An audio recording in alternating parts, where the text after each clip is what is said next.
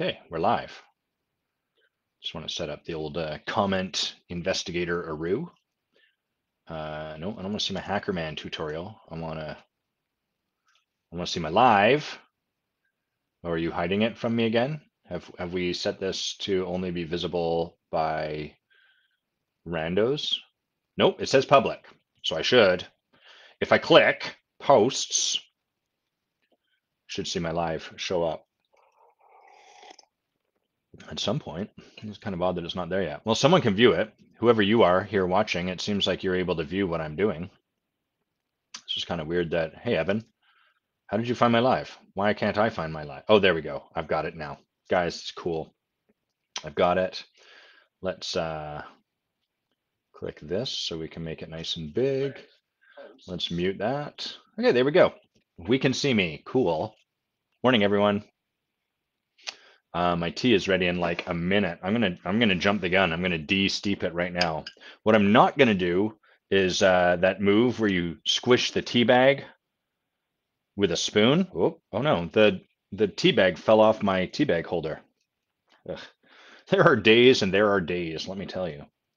Anyhow, we got through that. Just one more crisis akin to COVID averted over here. We're gonna do the live pouring of the tea. I usually have about 50,000 viewers at this point, and then once I've done the pouring of the tea, everyone clears out. That's not true at all, but a man can dream. That'd be kind of interesting because then I'd have 50,000 viewers, which would be cool. I would like to have that level of range of impact, but then I'd lose them all once I'd poured the tea. So that would be, that'd be kind of like one of those genie's curses. Like the devil presents for you in front of you. He's like, you can have 50,000 live viewers, but then they log off as soon as you've poured hot tea at them. Would you like that? And I'd have to really think about that and be like, can I, I've got questions for this devil's bargain I've been given. Can I engage them some way?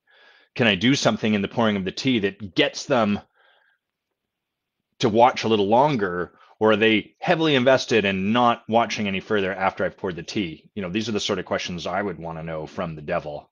I'm not going to, if that's all you're giving me, buddy, I'm a no.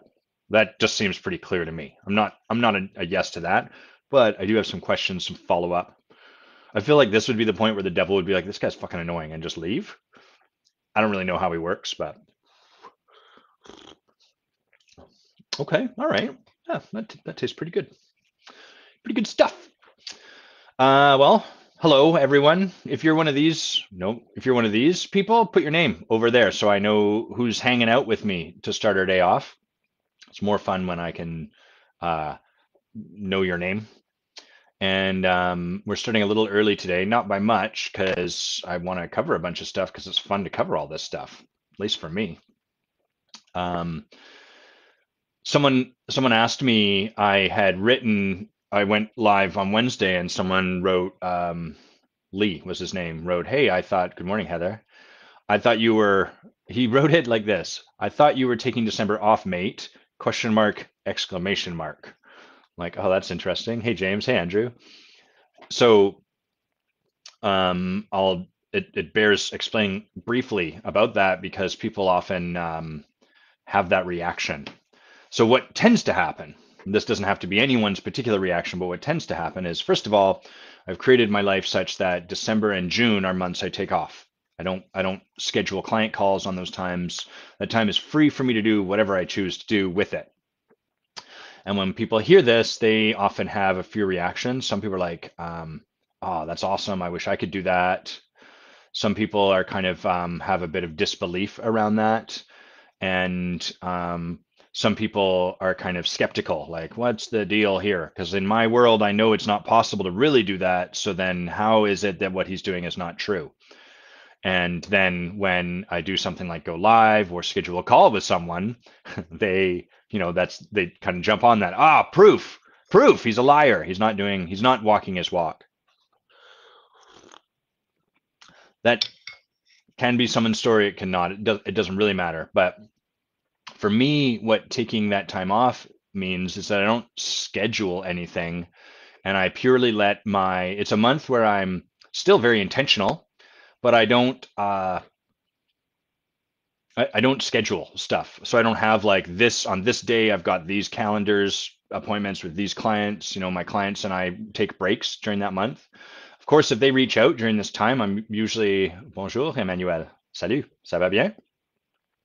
I usually, if they reach out and are like, hey, I could really use some support, I'm almost always a yes, because it sources me to do that. And for some people, they might see me in a live like this and think, geez, Adam's working a lot during his time off, but this doesn't occur like work for me. And the kind of cool thing about transformational work and doing the work to move all of your all of the way you resist what shows up in your life. I'm going to call that our shadows. Hey, Stephanie. Hey, Kristen. Hey, Daniel. Thanks for being here, guys and girls and non-gendered individuals. So our shadows are the patterns we've learned to adopt. I'm going to go deeper into this in a little bit, but like the patterns we've learned to adopt because we think that's how we have to be around a certain circumstance or situation or kind of people that occur at times in life. For example, one of my patterns that can still show up, although these days I've done a lot of work to move past this and to keep setting this down, would be when I go to a networking event, I don't know anyone, I'm afraid, terrified even of not fitting in, of looking like a loser. One of my patterns is to like be really glib and chatty and fill every moment of conversation with more conversation. I can even feel it. My neck will get sweaty right around where my collar is. It gets really, no, I haven't, Evan. I haven't gotten to your question. It starts to get sweaty around here. I'm like, ugh, I should cut the collars off my shirts, but I don't because I like them. So those are situations where I'm unable yet to fully be with life. Instead of just being who I'm naturally being, I'm turning things up. I'm trying to be more than that. And that becomes exhausting. That's what we typically relate to as work. Like, I got to go to this event and I don't like it and it's draining and it sucks, but I'm going to do it because it's part of my job and I have to and blah, blah, blah, blah. So transformation is really about growing our capacity to recognize those things that we do, those things we've learned to do that sit in our blind spots to stay safe and to stop doing them. That process is scary because the reason you do these patterns that drain you is because they protect you in some way. They keep you from having to be confronted by a particular fear about yourself that you don't really like. And so it's not free. It's not like, obviously, I'll just stop doing that thing and everything will be better. But in a willingness to take on that work and to let go of what provides us safety, we discover new levels of what I would call repose, new levels of authenticity, new levels of being able to just show up to life as ourselves without needing to paint gloss over top of it or chip away at it to not make us look so shiny. Those are the two patterns we have. So all of that to say, when I'm in a conversation like this with you, there's not a lot of like, at this point, this is mostly just me showing up as me. There's not a lot of prep. I don't really do any prep for this. I put out a call to action. I say, hey, give me some stuff to talk about because that's fun and more enjoyable. And then I don't research any of the stuff that's up here. I kind of look, what do I feel called to speak to? Great, that's what I'm going to write there, and I'm going to talk about it. And we're going to go in the moment. We're going to see what gets generated together, both by my speaking and by your questions. And so for me, the experience I have of that is not at all of work. Hey, Lindsay, good evening. No work at all, because I'm not efforting any of this. And so when people say like, hey, I thought you were taking the month off, I am. I'm just doing what feels great to me. I'm doing what feels inspiring to me. And I'm still taking on a ton of projects at home. Just the other day, I fixed my garage door opener, and I feel great having done that. And I've got this piece of paperwork here. This is my current paperwork to apply for my British passport. My dad is from England. Here's my dad's driver's license. I'm just going to show you his photo. Gavin Quiney right there. Handsome, handsome individual. Here's a picture of him holding me, August 1st, 1979. So I was there when he became confirmed as a Canadian citizen by just a couple months. And so one of the things I've been wanting to do, delaying, is apply for my British citizenship for a whole bunch of reasons. One, because I love England and feel strong roots there, and there's something kind of ceremonial about having both of those places be a place I'm a citizen. I wonder if I have to start paying tax there. Probably not. I don't know. I'll worry about that on the other side. So, anyhow, all that to say, here we are, not working, just hanging out, having fun together, chatting.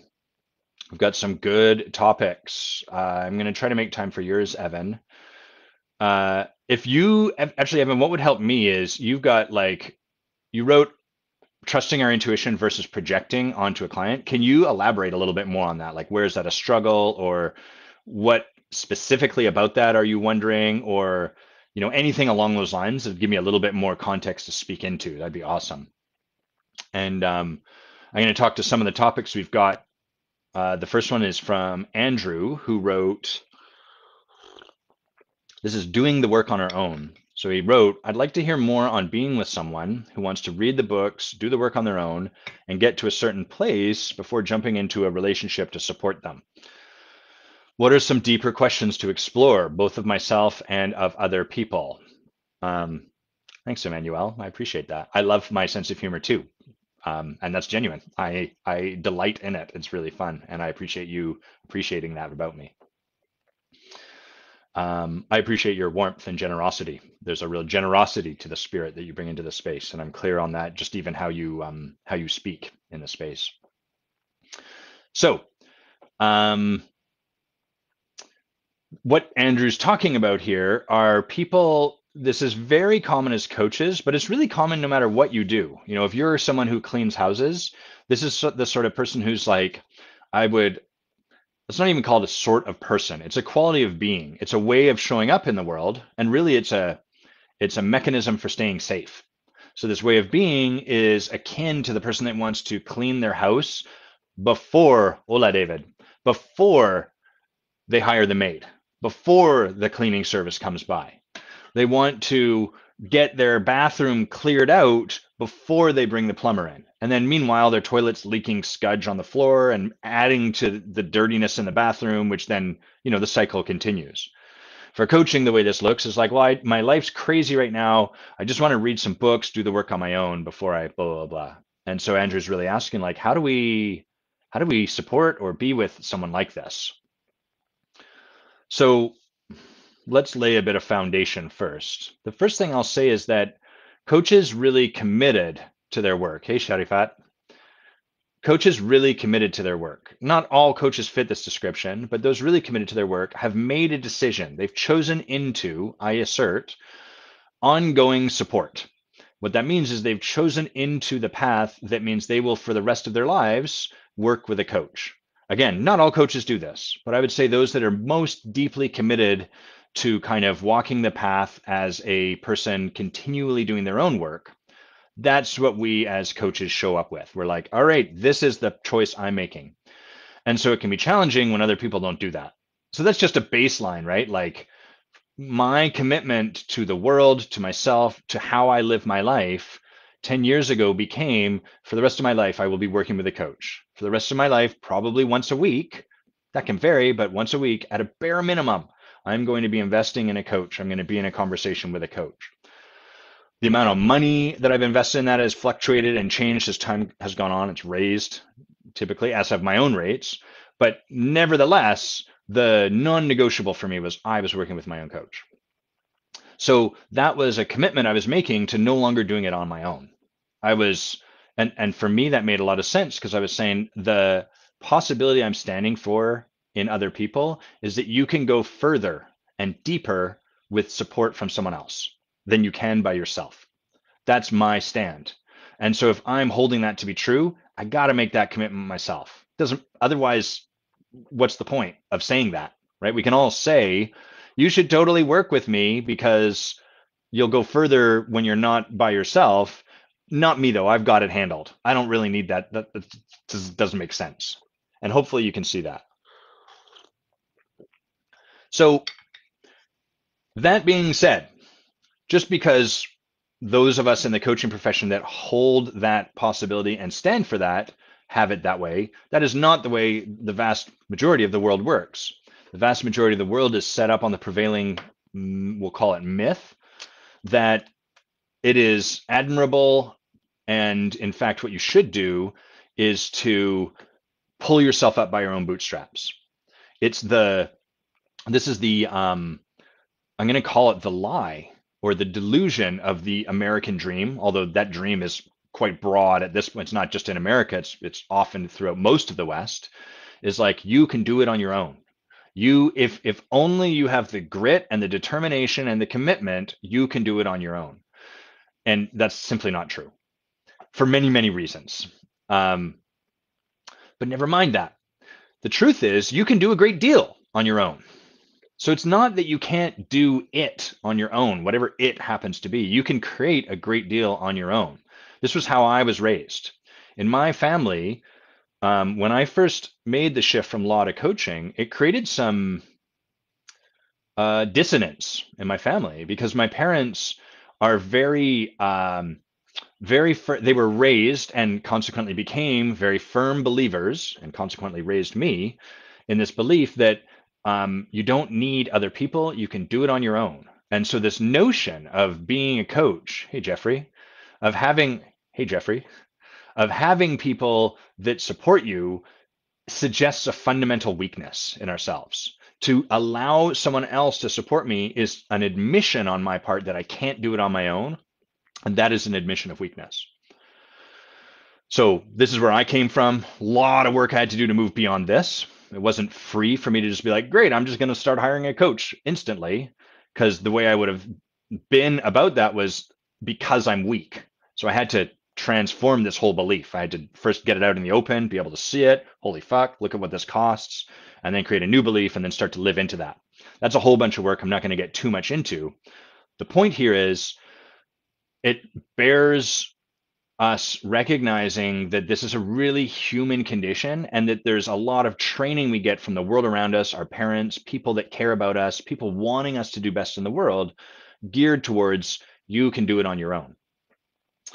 Hey, Ken, good to have you on here with us. That event that I saw you at looked amazing. So we've got this fact that most of us want to go on our own. That's what we want to do. We want to achieve success without needing other people to help us. And coupled with that, doing so means that we will be less vulnerable. We get to avoid this fear of being weak and needing other people, and it's going to be safer. It's going to cost less money. I don't have like it gets me out of having to make an investment. It gets me out of having to say yes to something and then failing at it, which sucks. We don't want to do that. It gets me out of a whole bunch of stuff.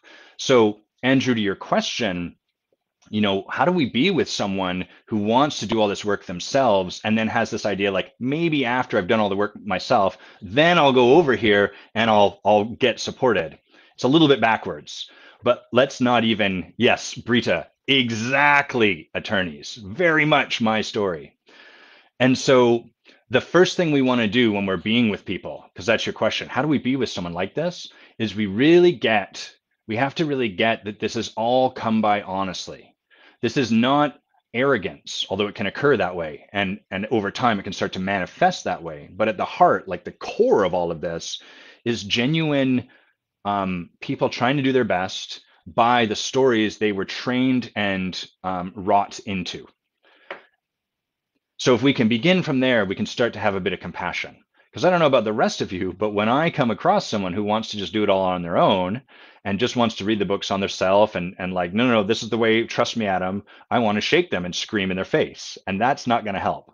And that's because there's a part of me now on this other side of all of this that is like, that's wrong. Do what I do. What I do is right. That won't serve anyone. I'm just going to read a little bit of what you guys have said before I pick up back this thread. So Heather, you're saying, I agree with that stance 100%. I would not know, be able to support others with the work I've done with coaches. Yeah. And I bet, Heather, that prior to that, there was, prior to that being the situation, you had a lot of maybe resistance to even opening up to the idea of working with a coach or anything like that. Part of my hunch is that you can see it that way. You can hold it like this is because you've allowed someone to make a difference for you. And it's important for us to get here that until, let me see, here's a metaphor. Until we start hydrating ourselves, we don't understand what it's like to be dehydrated all the time. So if you're someone who's never drunken much water and you take on this well-being practice, like for the next year, I'm going to drink 3 liters of water every day. And at the end of that year, you go back to your old habit, very quickly, you're going to be like, whoa, this sucks. Being dehydrated is garbage. I never knew how good it felt to be hydrated. We don't know because we don't have a baseline. Our baseline is being dehydrated. And then that is how we experience the world. And we do things to manage that dehydration. Back when I, in my first years of university, drank nothing but coffee and beer, my lips were constantly chapped because my body was very dehydrated. And so I would constantly be putting on chapstick. And it took a bunch of resetting to get beyond that.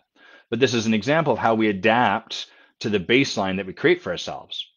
And so for people that are operating from, it's better to do it yourself. I don't need anyone else. I'm a man or a woman without needs. I can make all this work. It's important to recognize that they don't understand what's possible beyond that. They don't have any awareness of how things could be because their baseline is doing it themselves.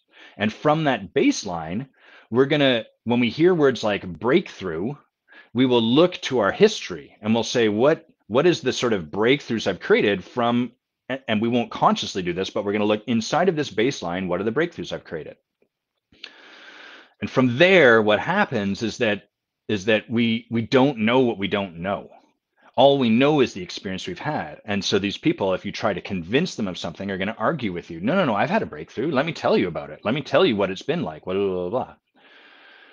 So here's where we're at now is one, hopefully we recognize that this is something people come by honestly from a good heart, not because they're arrogant, not because they're stupid fuckers, not because of any of that, but because really this mattered and this got them here today. They've achieved everything they've achieved using this current system of getting it all handled on their own. Second, we want to get that they don't know, like literally they're blind to any possibility outside of this. So it's not that they're refusing to see it. It's that they literally cannot see it. Every effort they make will be inside of the same world, the same closed world they have. And finally, from there, what do we actually do with it? The best thing we can do is really get them. So what we do when we're getting someone is we say like, oh, cool. Well, do you want to talk about that? Do you want to tell me more about this idea of like wanting to get it done, blah, blah, blah. And if they're willing, if they're open to that, they might say, yeah, sure. Here's how it is for me. This is what I like to do, blah, blah, blah. And we can then say, are you interested in a different conversation? Are you interested in exploring something that might be possible beyond that? So that's the point where we're now going to start to look past the cloistered world that they exist in. We're looking outside of that baseline, but we have to get their permission. If they're like, no, I'm good, great, there's nothing we can do. Our job in this work, our job as humans on this planet, is not to change other people's mind. That is super. I'm going to do it with the clap emojis, right? Not to change other people's mind. It's fun. I see people posting like that. That is not our job. Our job, if we choose to take it on, is to support people to change their own minds. And the only way we do that is being unattached. So do you want to see something different? Would you like to take a look at that? Sure, I guess we could take a look at that. Great. So how does it go? Doing it all on your own. What's predictable from here? What is like the benefits of this? What are the consequences of this? And what can never change? What's impossible inside this? Well, nothing's impossible. Something's always impossible. Every belief is limiting on some level, including the one I just said, that every belief is limiting. And so given that every belief is limiting, what is limited by this belief that you are better off doing it all on yourself first? So what we're doing is we're really holding the whole summary of all of this is how do we be with people like that? We hold them with reverence. That is the heart of great masterful transformational work, regardless of whether you're a coach, a gardener, a plumber, a teacher, a leader, whatever it is, we hold the way people are showing up to us with absolute reverence. And I want to be so clear that requires so much from us because our own humanity is present. And our humanity is like, fuck you, stupid. Do it the way I'm telling you to do it. It's so obvious. You just need to like do what I'm doing because it's so clear that it's working for me. Why can't you see that? and there's no reverence in that. So we have to, the path to this is seeing our own arrogance, for lack of a better term, seeing the places where we're like, but it's wrong what you're doing, and then being like, oh snap, that's my stuff showing up, that they should be somehow different, that there's some way they could be even different. That's all mine over here. And my job is to get back over there and really revere in a way, like hold them like I would hold God. Imagine if God showed up in front of you and was like, I do it all on my own. You wouldn't say, well, you're stupid. You'd be curious about that. You'd be like, oh, interesting. How is that for you? What does that provide? What does that create? And that creates a clearing in which we can start to explore things a little bit more. So that's how we be with that. You guys written some great comments. Let me read them here. Daniel says, even in ministry, we are to submit to our pastors and leaders. One of the greatest challenges we as men is to submit under another male. At least that's been the case for me. Yeah, that's a great comment, Daniel. And I think there's two sides to this. So the shadow cast by a particular form of light is always double-sided. A different way to put this is that there's always a tension between two poles, and the breakthrough is in the transcendence. So on the one extreme, what we've been talking about is like resisting letting anyone else help us, right? Fuck you, I do it on my own. The other extreme of that, I assert, is what you're talking about, which is submit to this person, give yourself fully over to them. And that's problematic in its own way, because in that regard, I am to some extent totally powerless. It's like I must submit. It's not that I'm co-creating as an equal, it's that I'm submitting myself. And so the transcendence in this is like in remaining sovereign while at the same time recognizing that going in partnership with someone, I can go deeper than I can go myself. That's a much deeper conversation than one I can get into right now, but I love that you brought that out because it speaks to the two poles. It's not just, oh, because over here I refuse support, then the thing to do is go over here and just collapse into support. So what I see a lot of people do, they initially, especially in the coaching profession, they're initially very adamantly opposed to working with a coach. And they're like, well, people tell me I got to work with a coach. And what they do is they go all the way to the other extreme. They hire a coach that tells them what to do. Well, that's not coaching. There's no co-creation in that. That's not partnership. And because that coach is inside their same dynamic, the same breakthrough, which I'm going to talk about next, they, of course, get into the same dance together. Andrew, you'll say you've tiptoed around it. You've been in group coaching programs with some one-on-one coaching, creating clients course, etc. However, you're now seeing that if you want to truly own this one-on-one work needs to happen for me long-term as well. Yeah.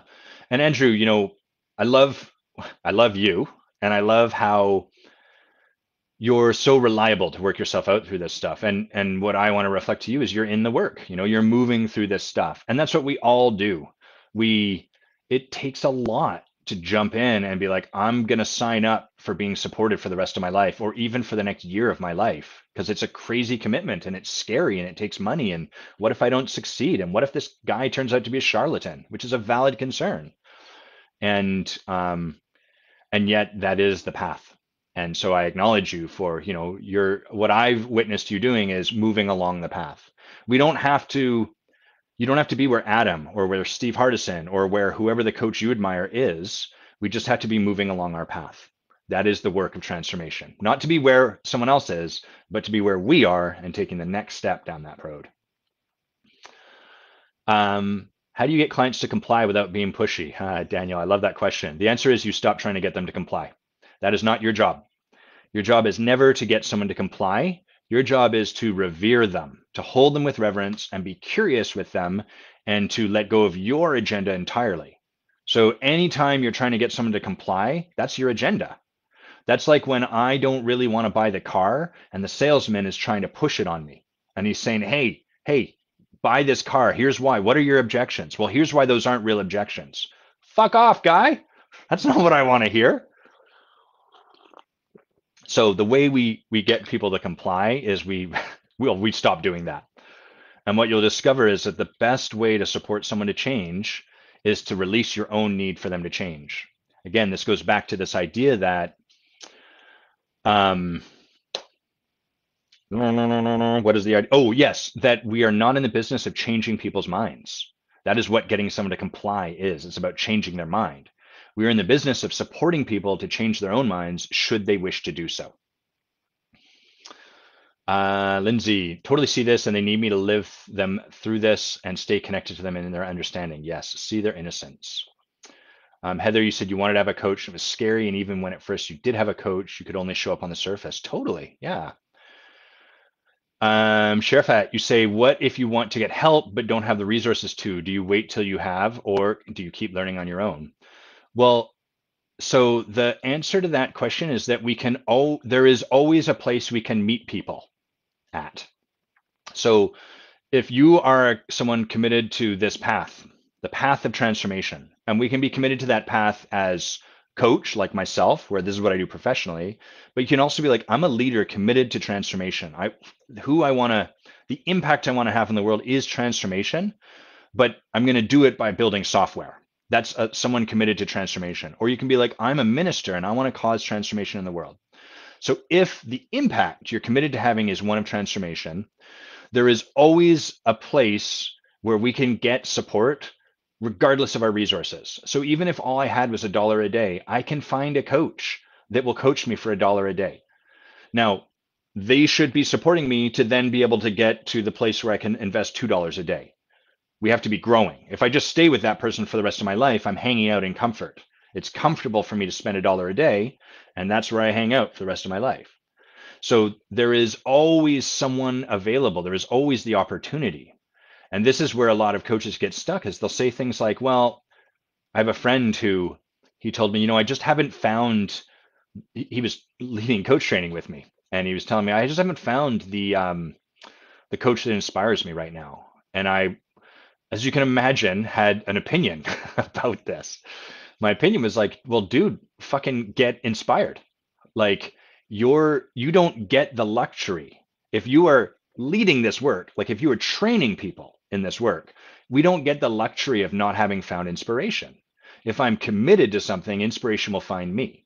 Go and talk to coaches. Set a declaration. By when will you have hired a coach? Now get into action until you've hired a coach. Well, but how do I know? You will take the action. That is what we must do.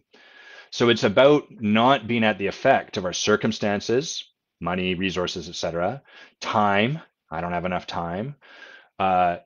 How we feel or our mood. I'm not inspired yet. I haven't met the right person. And it's really about being at cause for what we're committed to. I am committed. Hey, Kelby, I am committed to being someone creating the impact of transformation. And as part of that commitment, I'm committed to hiring someone to support me so that I'm in ongoing support. Now, what do I got to do to make that happen? Yeah, Daniel, drop those used cars. Okay, next up, I want to talk about why, this is David's question, which is why do we attract people gearing for the same breakthrough as ourselves? How does that dynamic play out? How does that work? And why is it so annoying? And he's also asked for some specific, how does that look for passion, brilliance, passion, brilliance, commitment? What are those sort of examples? So this also is not about what you do. It's about if you are committed to transformation. Actually, let me take a step back. The universe is going to give you this anyhow. The universe doesn't care. It's like you're going to get people gearing up for the same breakthrough you are. But if you are committed to transformation as your impact, regardless of what you're doing, then the fact that you're going to get these people becomes your work. Let me explain this a bit better, because so far I'm being a little vague and mystical. So let me start with an example, because it'll be easier for us to work through it that way. We're going to use commitment. So remember, we start with the light of commitment, the quality of commitment. Here, let me, do I have the spectrums here? Let's read from the spectrums so that we read from this book right here, written by this guy right here. We'll just use this handy, look at these tabs down the side. I already know where commitment's going to be. It's going to be right there. So the light of commitment, your gift, any project, any goal, any dream, we put you on the team and you will imbue it with a greater degree of commitment than without. Your ability to focus, rally, and recommit yourself through all obstacles is a godsend when things get tough or nebulous. You rarely need to worry about achieving your goals. Once you've said you'll create something, you tend to be pretty reliable to do so. This is the alpha edition. The extended version is that of that write-up is much longer and detailed. But so that's commitment, that quality of commitment. You already have a sense of what I'm talking about when you think of people that are commitment. They show up, they do what they say they're going to do. The shadows of commitment are flaky, or on the other side, rigid and fixated. So the way this works is that if you growing up, there would be some situations where you learned, man, when I commit, it sucks. I get stuck. I get locked into something. I hate it. I'm doing it just because I said I would. I don't want to fall into that trap. I'm going to resist and avoid commitment. I've learned that that is dangerous. And so because of that training, you, around situations that look like the original training, learn to be very non-committal. You'll avoid commitment. You'll sit on the fence forever. And the other thing you might do is try to like jump into commitment when you get tired of that non-committal nature of yourself, only to then jump in and realize, I don't want to do this, and then jump right back out. So you become very flaky. So people who are commitment can show up incredibly flaky. The other side of this is that there'll be other situations where you've learned that you are not committed enough. The problem was I didn't go full in. I quit too soon, because you're a human. And not only was I a human and I quit too soon, but it was wrong that I did that. And so in those situations, around those circumstances that look like the original training, you become very rigid. You become the sort of person who refuses to quit, no matter how obvious it is that you should quit. No matter how loudly the writing is on the wall, you are still, no, we're going to do this. So you become rigid, inflexible. And like stuff that's rigid and inflexible, you break under the commitment. So these are the two extremes of commitment. These are the shadows. We have flaky, and then we have rigid and overcommitted. Everyone following me so far? Take a sip of tea. Just someone say yes, so I know that this is making sense.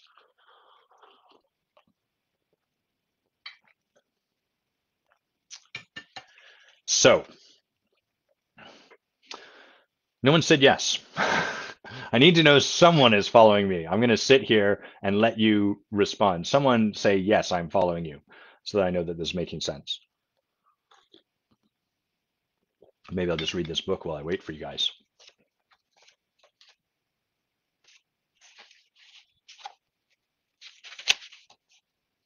Okay, great. Thanks, Lindsay. You guys are really holding out on me. Okay, so we have commitment. We have the two shadows. So the way that a breakthrough, the way that we create our lives, like the way we arrange our life, is a function of our shadows rather than our light. So what that means is that let's imagine how I've learned, we've got those two shadows. We tend to over-identify with one rather than the other. We can see both of those shadows in our lives, but we tend to be like more identified with one of them. So let's say I'm a person that's more identified with the flaky, the underexpressed, or the undercompensating aspect of commitment. So I'm flaky. And what that means is over time, I stop holding it. I stop relating to that way I show up as like a thing I've learned to do to stay safe from the dangers of commitment. Instead, I start relating to it as just the way I am. So you'd be like, hey, Adam, I really wish you would stay on our rowing team for longer. And I'm like, yeah, I get it, but it's just not who I am. The way I am is I like to jump into things and I jump out. I'm like a butterfly. I float around. And then I find ways to empower the way I am. So what I'm going to do is I'm going to find jobs that reward jumping in and jumping out. So maybe I'll be sort of like a consultant who people bring in to quickly figure out what's going wrong with the company, give some suggestions, and then I'm right out the door. Hopefully you can see this would really benefit this nature that I've learned to create myself as. It's kind of antithetical to commitment because I'm not really staying with them long enough. I get to leave before I have to bump into the fears that had me create my shadow in the first place. So I'm going to create a life around me that's a reflection of this flaky shadow. And that life is going to have a bunch of awesome stuff. And it's going to have a bunch of things that are impossible because of the way that I've now decided I am. the way that I've decided this is just who I am. I'm going to be able to achieve certain things. Like I'm going to be really good at being that kind of consultant, but I'm not going to be predictably very good at, say, a long-term romantic relationship. I'm probably going to be quite good at getting involved in fast relationships, a lot of sex, a lot of passion, and then leaving really good. And I'll probably be good at leaving. I'll probably be good at ending those relationships. All of this because it's inside of this way that we've learned to be. Is everyone following this? So we've got who you are as commitment, who you learn to be as your shadow, and then you create a life that has all of these benefits from this shadow, but also a bunch of consequences, a bunch of things that are made impossible because there's an always on way you show up. As soon as we come up against that original training, we already know what you're going to do. You're on rails, like a train. You don't have the ability to be fluid and turn. You go exactly where those rails on that train track directs you to go.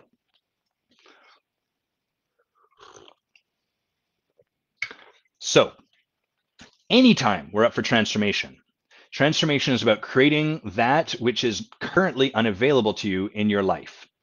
Change would be, how do I create something somewhat different, but inside this same box of who I am as flaky? So what is the best I can get? So I might be like, I want a new job. I'm not enjoying being a management consultant.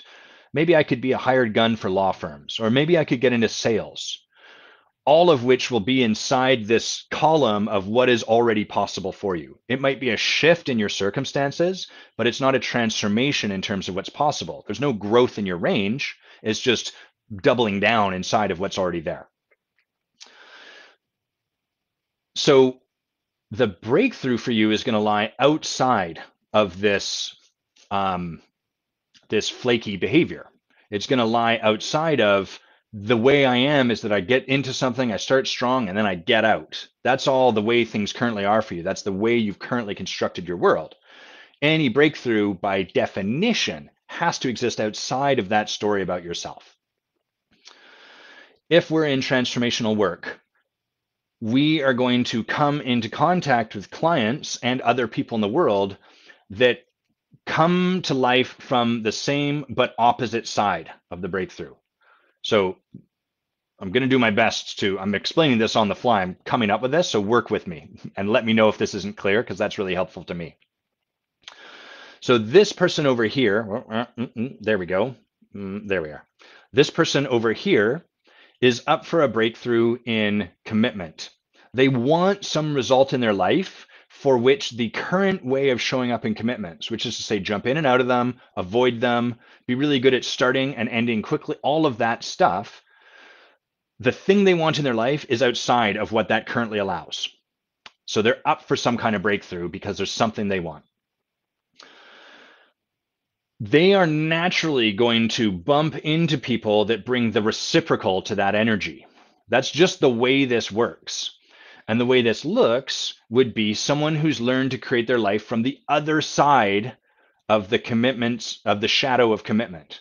So we had flaky we were looking at. Now let's imagine this other person who, the way they've learned to be with commitment, the way their shadow really shows up, and the shadow they've more identified with is that rigid commitment. They're like, fuck it. You stay in commitment no matter, if you said that you are with this person, you never leave. These are the people that would stay in a marriage until they died, and you would find out as they were dying that for the last 50 years, they've hated the guts of the person they've been married to, but they have not, because for them, commitment, I am not leaving my commitment. So this is like some serious heavy shit.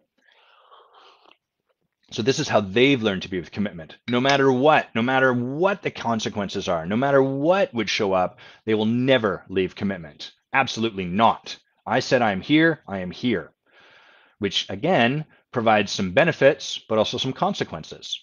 We could imagine these people, we might find them in a career that would be really, oh, I see my camera's getting all wacky. Why are you doing that, camera?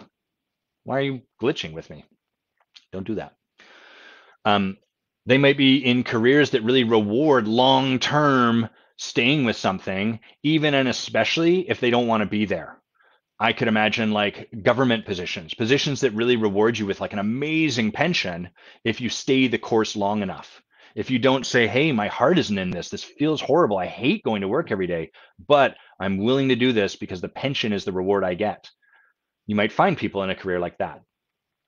Now, for both of these, for both of these polls, I'm hesitating because can I get some yeses? Just make sure that this is making sense. Please check my feed on this and let me know if you have any questions. I'm going to take some tea. Please let me know. It's important.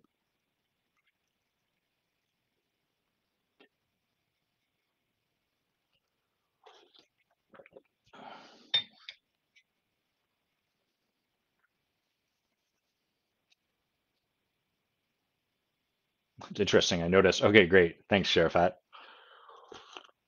It takes some time for my video to catch up. So I've already gotten the yes, but then you're going to have to sit there and watch the pause for a while. So, okay. So here's the next step in this piece, which is great enthusiasm, David. Our person who is flaky, the obvious solution to them, on some level, they're going to be like, I always seem to be flaky. I notice like I want a long-term romantic relationship. I'm just making, that's the thing they say they want. That's going to require the breakthrough. And they're like, and yet I always jump out of romantic relationships. So what they're naturally going to be inclined to do is the opposite. And the opposite of flaky, the underexpressed aspect of their shadow, will be all the way to the other side, to the overexpressed side of their shadow. So they're going to be like, I'm so flaky, and that's why my relationships don't work. I'm making a declaration for the rest of, I am not going to leave this relationship. And so they get into a relationship and it sucks and it's not fun. But now they're trying something different. They're creating a breakthrough, in quotes, because they're not actually, but they believe they are. I will stay with this person no matter what. Things are different. And at first that will occur as different for them, but it's not a breakthrough. They've just gone from one pole of the shadow to the other side. And for the person who's like really rigid about their commitment, person who lives in the overexpressed side of the shadow, the obvious breakthrough for them is like, fuck it. I'm not going to make commitments. They don't serve me. Now they go all the way to the other end of the extreme, to the other pole, where they can be in the flaky, the non-committal part of commitment shadow. So it's a little bit like you can imagine, here's the quality of being that is commitment, the light itself.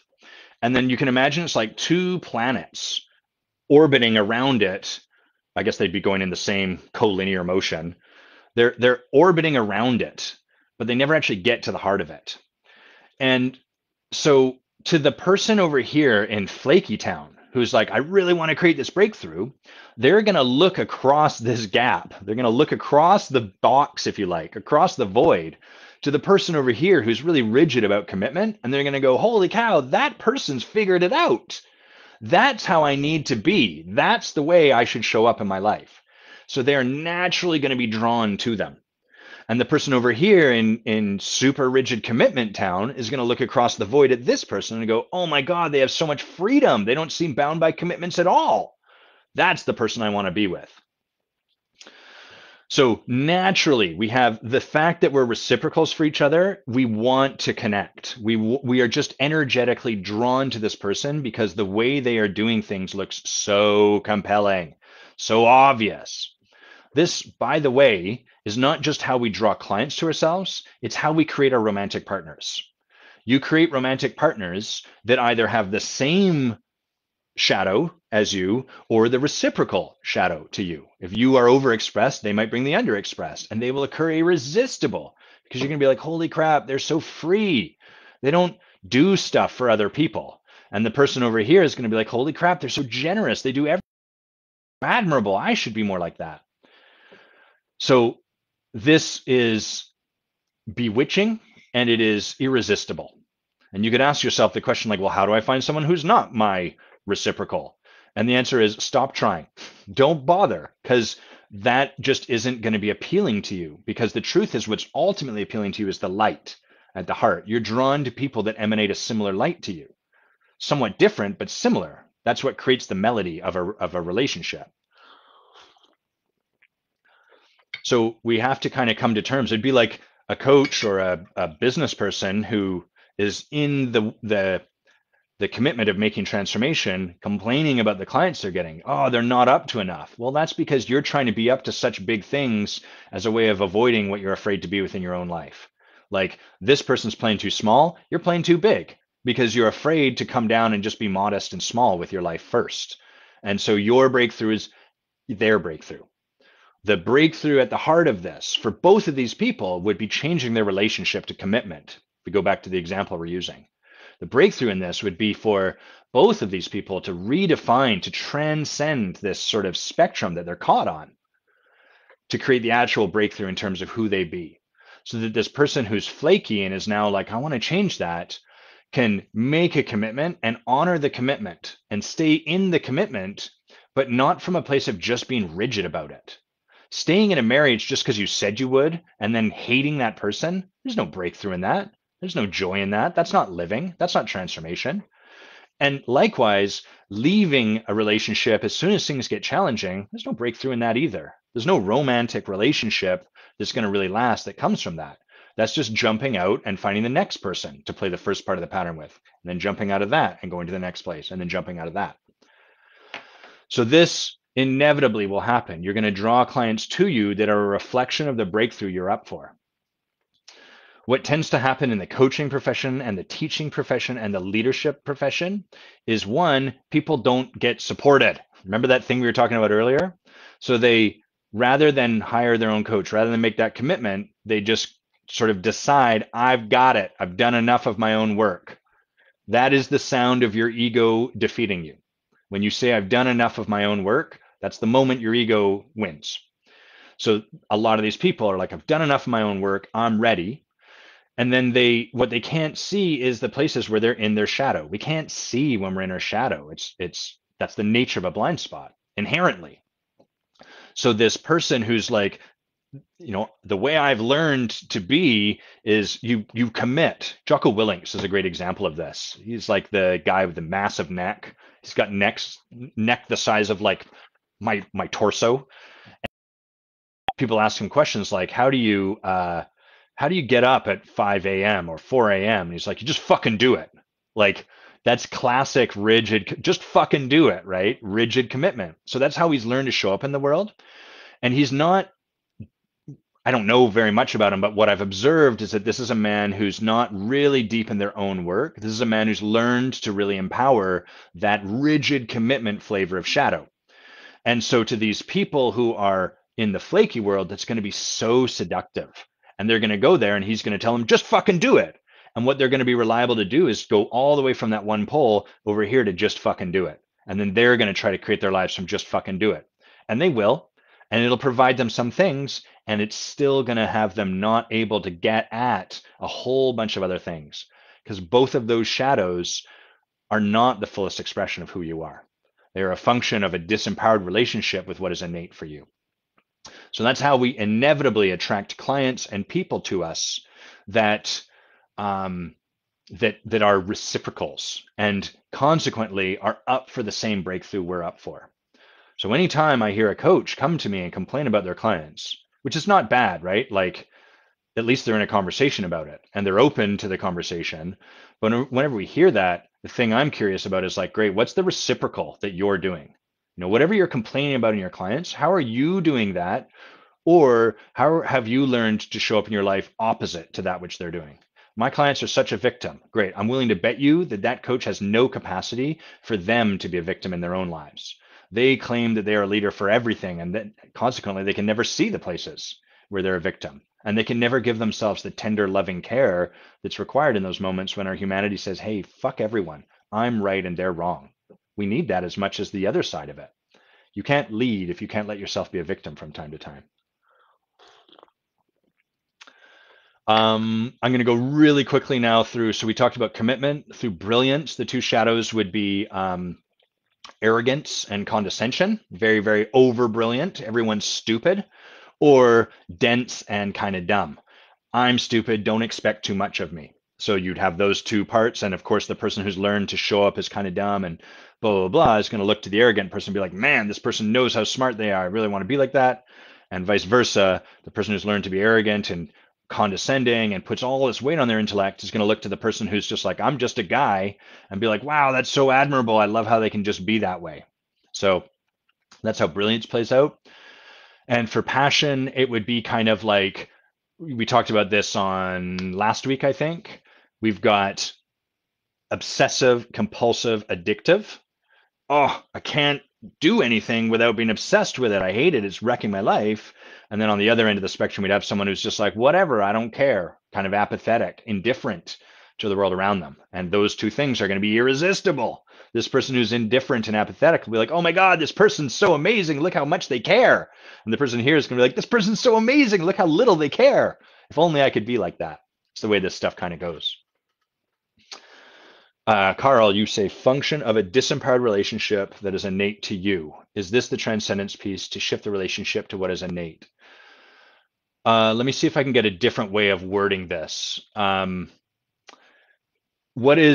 It's not what is, what is innate to us would be like our quality of being. So it would be brilliance, connection, commitment, love, generosity. We all bring these qualities, and some of us have strong suits in all of us have strong suits in different aspects of these.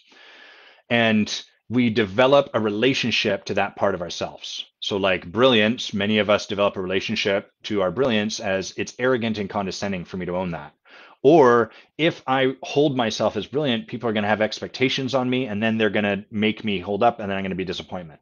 So we have a disempowered relationship to that part of ourselves, and then we push out and create our shadows from that. And so the transcendence is, like relearning that, changing the way we're relating to the gifts we are. Hey, John Livesay is here, everyone. If you do not follow John Livesay, please do. He is brilliant, generosity, love, compassion, and contribution. And what John does is absolutely miraculous work in helping them. I don't like to use the word pitch because that would really, it's kind of the heart of what he does, but like to call it pitching is to do it such an injustice. So if you're kind of like, I'd really like to be able to speak to people in a more compelling way, you got to follow John. So check him out. He is up to amazing stuff in the world. John has a very special place in my heart. We can't lead if we don't let ourselves be vulnerable from time to time. Yes. And the flip side to that, I think, is that we can't lead if we don't let ourselves be victims from time to time. That's one of the things I see really, if I hold that there's never a place when it's okay to be a victim, how am I ever going to be able to hold someone with reverence when they are in a place of being a victim, right? I won't have the capacity to do that. Instead, what I'm going to do is I'm going to have this irresistible pull to move them away from that. And that won't work. So that's one of the places that's really, that's an ongoing edge for me is, can I own my own victimhood? Because it's there plenty of the time. There's a really real part of me that's like, one of the ways I see it show up often is I'll write I've decided I'll write an article I think is brilliant, and it'll get like 1 or 2 likes. I'm like, fuck you, world, pearls before swine, how dare you? And that's a place where I'm really like, I'm right, the world's wrong, the work is not for me to do. All I'm supposed to do is like put my work out in there, and and that just doesn't work. And it's okay for me to be in that place. I need to give myself the space for that. So what is that? Oh, intolerant, Heather. Yes. Yeah, I love that. Lindsay, you say, what is the book to help understand the shadows? So this one, The Spectrums of Being, which I think I've sent you. If you've emailed me your address and you'd like a copy of this is an alpha edition of my book. I'm just editing on my break the final edition, but if you want this, you have to email me at adam@adamquiney.com.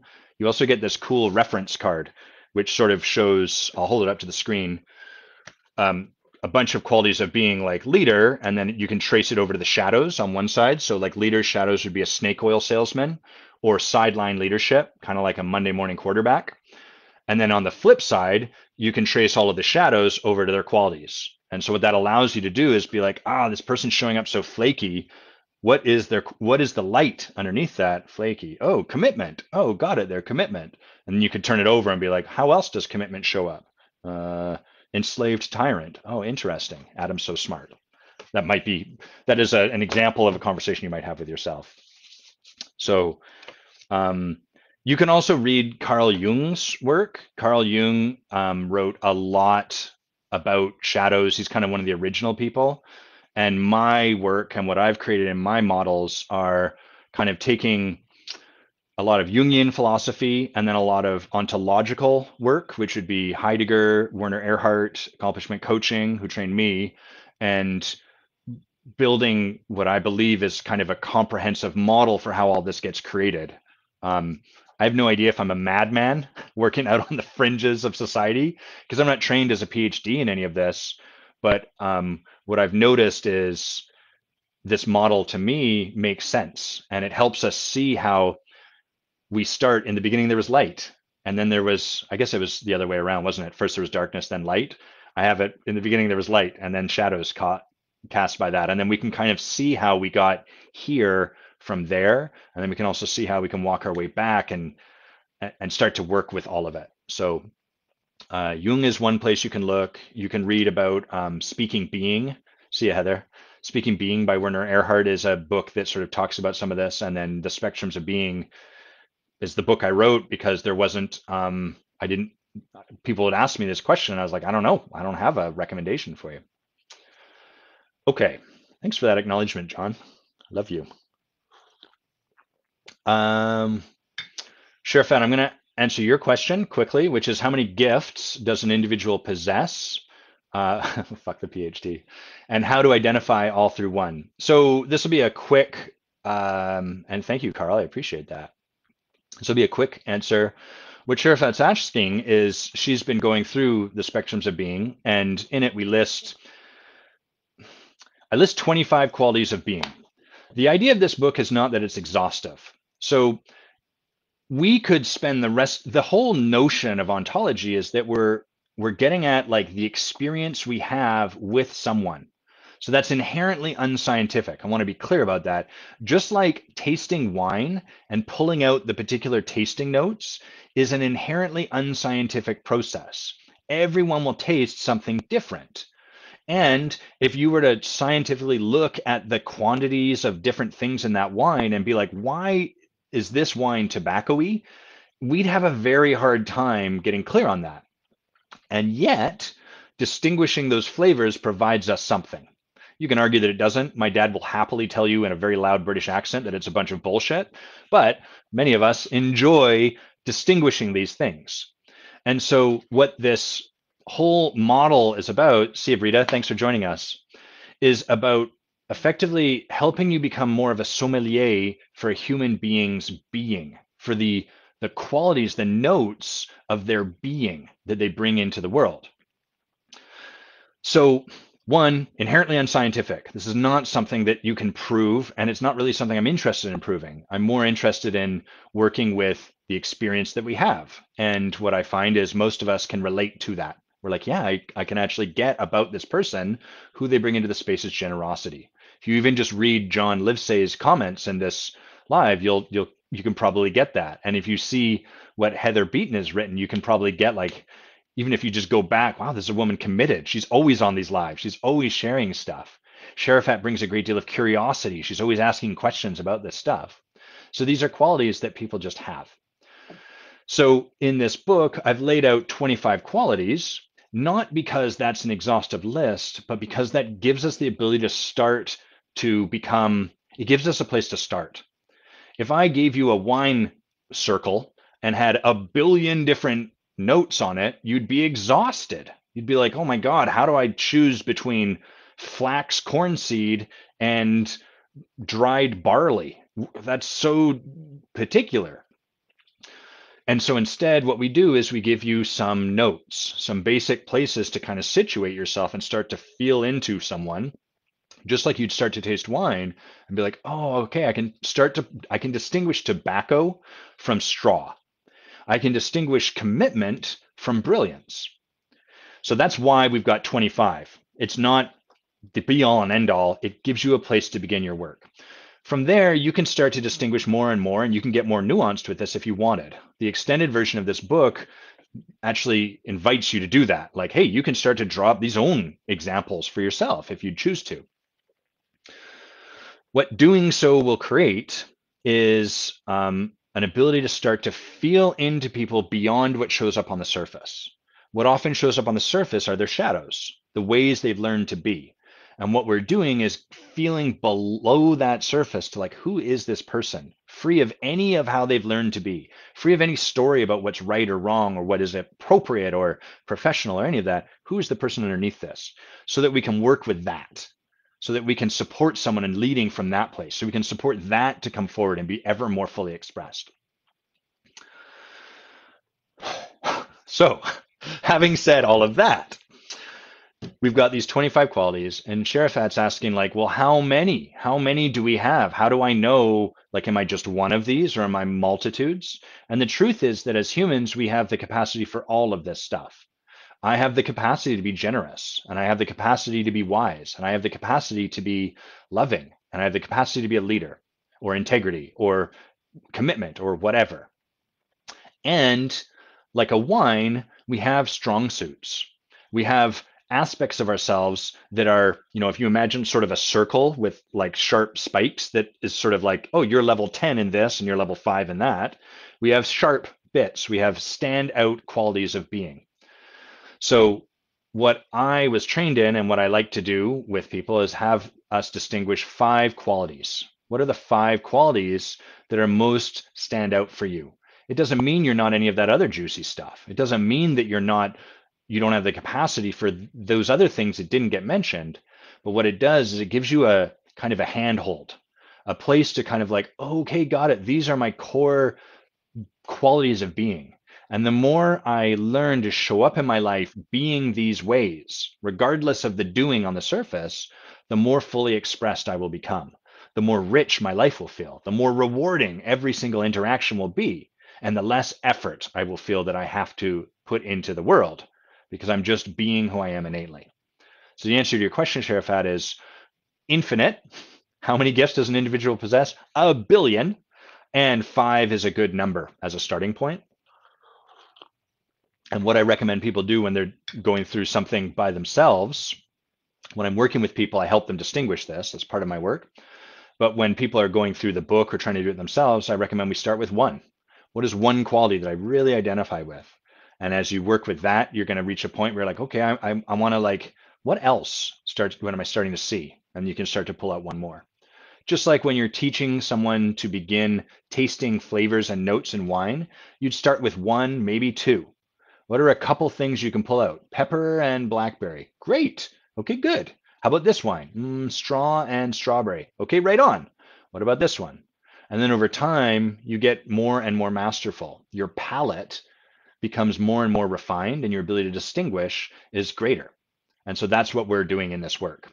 As people committed to transformation and working with someone's being, we're developing a palate to feel into someone and really get, oh, wow. The way we do that is practice. The way we do that is we start to look for it in people. So what you do is you go into the world and you notice people and you say, who is this person underneath what's showing up? And you ask yourself questions like, what are the qualities this person brings into the room? What do I get about this person, how they're showing up right now? So if you have someone that keeps pointing out spelling mistakes in the meeting agendas that get sent out, who fucking cares if we're missing a spelling correction in this? That is an opportunity to ask yourself, what is the kind of quality of being that would point to spelling mistakes like this? And as I take a sip of tea and look at what my next topic is going to be, I'm going to invite those of you here to like answer that question in the chat. What is a quality of being? What kind of quality of being would have someone pointing out those mistakes?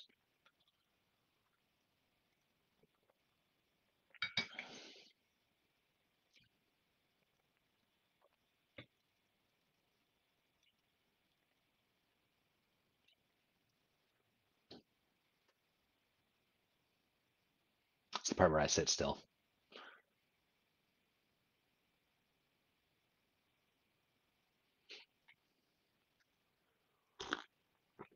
It's annoying because you guys might type a whole bunch and then like. So we've got Amy says insecure, which is great. Amy, now think of it in terms of a quality of being. So I'm going to assert that insecurity is something we do from our fear. So what positive, because remember we start with the light. So what is the quality of light that would put attention on those? Is no one else going to play with Amy? Come on, guys, get in here. Perfectionist. Okay, great. Sharafat. And Lindsay, you got a little bit lost in the question. So imagine someone that you work with who every time a meeting agenda goes out, what they do is they respond and they say, hey, here are the spelling mistakes in this. And then the question is, what quality of being is being reflected there? Like, is that something we would expect wisdom to do? Or is there a different quality of being that we would expect? So insecure, perfectionist, controlling, James, Amy, Sharafat, Lindsay, thanks everyone for playing. What I notice about all three of those things is that that's us looking at what's happening on the surface, right? Oh, they're controlling. Oh, they're a perfectionist. Oh, they're insecure. Those are all kind of negative things, right? Not very positive. And so what that is this is beautiful because what we're seeing in real time is the way that we show up with the world. We see someone show up, and then what we relate to them as is their shadow. So all of us, not because you did something wrong, not because you didn't get this right, just because this is human nature. Oh, look, they're doing it because they're insecure. So the problem is they're insecure. But a child isn't born insecure. A child is not born perfectionistic. A child is not born controlling. That is something learned. So the question we want to ask ourselves is, what is the light behind this way of showing up? What quality of being would show up this way when scared or worried or insecure? What is the quality of being that would have people show up that way? I love Sarah's answer. Integrity, right? Hey, we've got to honor our integrity. It matters when we make a spelling mistake. That's something out of order. So integrity might be a very good example of that. And when integrity gets fearful, what they might do is learn to control every fucking variable so they can ensure we're in integrity. We must rigidly be totally in control of this.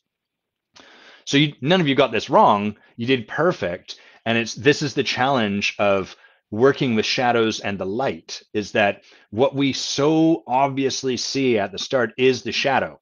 And what we want to get to is the light underneath it that's casting that particular shadow. And that requires a bit of work, a bit of lifting, because we're like, hold on. Because what this occurs to me as is that this person's a giant bee. What kind of person would show up and get this angry, this rageful at a soccer match?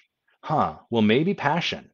Passion might care that much they lose themselves in the game, and they just care so much. And that gives us a different way of relating to people. So what we just saw in the comments, and thanks everyone for participating because it's so valuable for all of us to see this, is like this is what happens in most leadership conversations.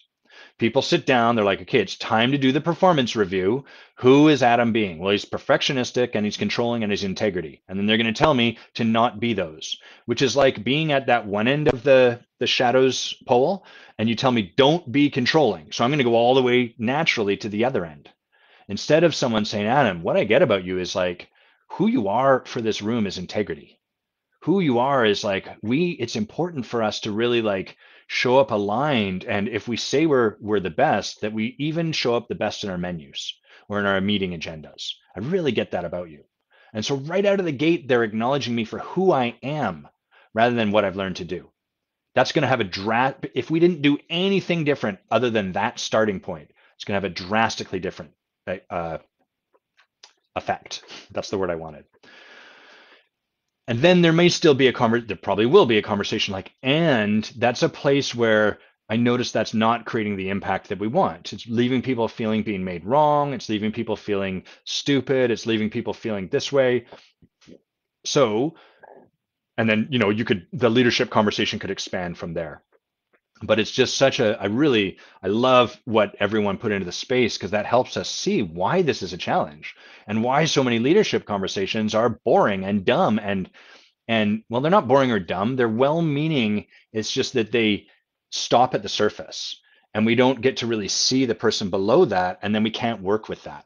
And so people are left forever managing what they've learned to relate to themselves as. Okay, I don't know if Evan ever gave me more. I'm just scrolling up because Evan wanted to wanted me to answer his question, and I think instead I'm gonna answer what you, yeah, because Evan's not provided clarity for me. So Evan or Kelby asked a question last live, and I'm going to follow up on it here. And he asked, how do I decide what to focus my time and attention on? Because I'm up to a lot, as you've probably noticed. I'm coaching, I'm running intensives, I'm writing books, I'm doing lives, I'm playing video games, I'm being the best at Hades, I'm blah, blah, blah, blah. So um, there's a couple ways that this happens in my life. Um, the first thing is that I really empower a lot of structure. And you guys have probably heard me say this already. I have an hour devoted to writing every day, not weekends, but like every weekday, there's an hour devoted to writing. And what that does is it enables me to be focused on writing. If I just sort of loosely wanted to write, I can tell you that I would write maybe once a week, if that, because I just won't fit it in. I've got so much that I'm up to that if I don't specifically create time for it, if I don't carve out space for it, it's not going to get done. Likewise for most of the stuff I do. Like part of the reason that this live happens every Friday at 10 a.m. Pacific Standard Time, one is so that you know you've got consistency and you know to come here, but two, because then I show up to it. If I just said I'm going to do a live when I feel like it, you would get a lot less of me because there are many, many, many Fridays where I don't feel like doing this, and yet I show up and to do it. Um, then from there, how do I decide? Like if we're talking about decisions, it's really like, what am I called towards? So what do I feel inspired towards? What is showing up for me that I feel called to create? And then what am I committed to? So the way that works is first I know I pay attention to my inspiration. So um, this book started because what I was feeling, I was sitting in Portland in a coffee shop, stoned, very stoned. This is a period in my life where I was in active addiction. Sorry, I stumbled over that word, active addiction. And my addiction was smoking pot. And so we were down in Portland for an event, and I was doing a tremendous amount of, I was still up to a lot, but I was getting stoned a ton. And I was getting stoned and hanging out in coffee shops, which is kind of fun, chatting on the internet. And I started to work on, I was taking photos because this app called Prisma had come out. And I was taking photos and I got this idea. I started playing around with Canva, which is an online graphical design tool. And I didn't know much about graphical design. I'd fiddled with it in university and I kind of liked it. I'm by no means a master, but I started to play with it and I was like, oh, this is cool. And then I started to bring my photos in and I'm like, oh, that's cool. I can make something. So at this point, it's purely a whim, right? There's no commitment at all. I'm purely inspired by something. And um, and I got this idea like, oh, some of these photos kind of capture the idea of connection. I'm gonna make a little graphic called the genius of connection. Initially, it was the essence of connection, and then I changed it for a reason that I've since gone back on. That's not really the point. The point was I was like, what's the good, the bad, and the ugly of this quality of being? And I started to switch that over to the good, the bad, the ugly, and the extraordinary. And that at that point, I started to need to create a commitment towards this because that wasn't something I could just fire off in an hour. It wasn't something I was just going to do by myself. It required me sitting down in front of the computer. And so I was inspired, I was excited about it, and I said, okay, I'm going to set aside this time to do this every day or once a week or whatever it was. And I took that through to completion, and then I felt inspired to do another. And so I created another block of time to do that for passion. And so the inspiration is what created the seed of that idea. And then the commitment is what allowed that to grow. The easier thing for me to do would be to get inspired, get stoned again, and then find myself chasing some other thing, which is really easy for me to do, especially when I'm getting stoned. It's like, ooh, dried toast. What a fun idea. I'll create a restaurant for that. Whatever. I don't know. I notice when I get baked, ideas are plentiful, but commitment is very minimal for me. And so what I do is feel that inspiration. These days I don't smoke pot. I think I'm 3 years sober or somewhere thereabouts. And so I don't smoke pot, but as I've stopped doing that, I've rediscovered inspiration. I didn't need that to create it, although I thought I did at the time. And so inspiration abounds moment by moment. And if I'm willing to sit down regularly in front of my computer and do some work, inspiration will find me. And I notice what shows up.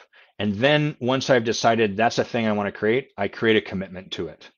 And so what that allows me to do is allows me to choose from my commitment rather than choosing from how I feel. When I'm getting baked a lot, when I was getting baked a lot, I was choosing from how I felt. And so I had a lot of ideas that were neat and cool and exciting, and they would get taken to whatever the next step was, but no further.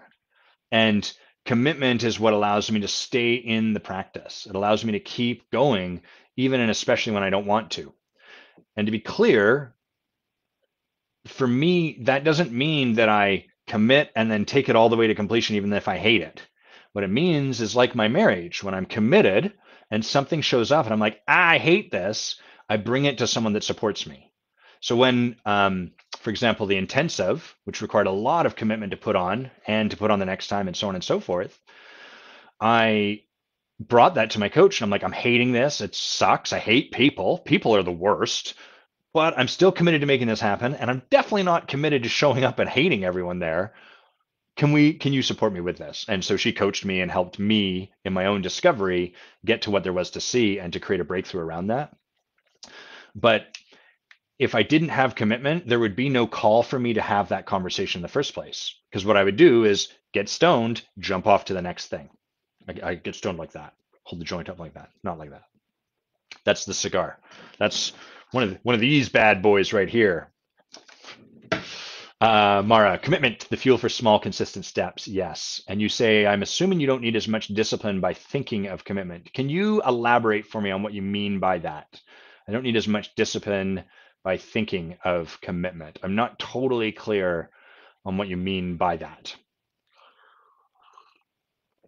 The other thing I will say is that I'm having been in this kind of work for 10 years. I'm pretty clear on the structures that support me in overcoming my resistance and those that don't. So if I publicly make a declaration, first of all, actually, we're all going to have resistance to whatever it is next for us. And so a structure is something that supports us in overcoming that resistance. If you say you're going to stop eating bags of chips, you'll probably have resistance to that at some point because chips are delicious and there's a reason you're eating them. And so you'll be able to white knuckle through it to a certain point, but then your resistance is going to show up. The structures that support me in my life are my calendar absolutely supports me. When I put something in my calendar, I'm very reliable then to sit down and work on it. And when that's not working, public declarations. Like I on Wednesday shared that I was going to get up at 7 a.m. I was going to stop snoozing and I was going to get up at 7 a.m. I was going to set my alarm for 7 a.m. I am very committed to integrity and modeling this work. And so when I tell you, when I share something online that I'm going to do something, I'm really committed to that. And that may not be the case for everyone. For some people, they're just less invested in this idea of being seen by the rest of the world through a lens of integrity. But for me, that structure really supports me. There's no fucking way I'm going to snooze once I've told you that, because I've told you something. And what I want to do is be a stand for all of us to create more integrity in our lives. So I'm unwilling to compromise on that. Another structure that really helps me is meeting with someone else. Once I tell someone we're going to meet and do this, I'm way more reliable for it, no matter what the resistance, than if I don't have someone showing up with me, because I don't want to let people down. I don't want to be the sort of person that makes a commitment for someone else and then leaves them hanging. So these are structures that really support me. And some structures that don't really support me are rewards. I reward myself regularly. But a reward alone, so I want to be clear, it's not to say rewards don't have value for me, because they're very important in a different way. But what rewards don't do for me is have me overcome my fear. So if I say, if I do this, I can have that chocolate bar or get those shoes made that I want or whatever, that will rarely be sufficient. I will still, because it's easy for me to be like, ah, fuck it, I just won't get that thing. I'm fine. Um, whatever the term, like abstaining from or punishing myself or withholding. I'm fine withholding the treats from myself. So that's not a structure that really supports me.